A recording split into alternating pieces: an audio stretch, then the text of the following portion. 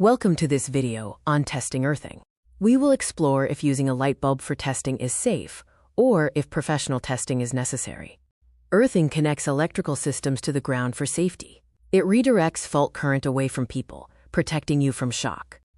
Earthing is your safety.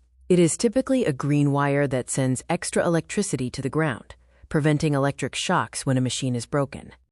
This illustration further demonstrates how earthing, along with grounding and bonding, ensures safety within an electrical system.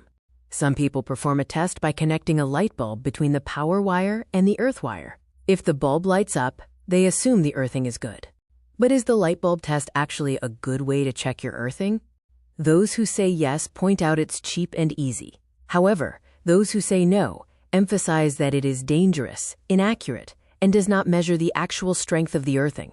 The three major problems are shock risk, tripping your safety switch, and inaccurate results. The bulb can light up even with weak and unsafe earthing.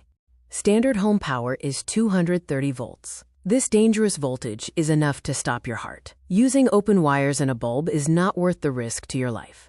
Professionals say no because of fire risk from loose wires. The test also gives no resistance check and cannot find hidden high-resistance faults that still cause shocks. Better and safer tools include a multimeter, which shows exact resistance numbers for safety, and a socket tester, an easy plug-in tool with safety lights.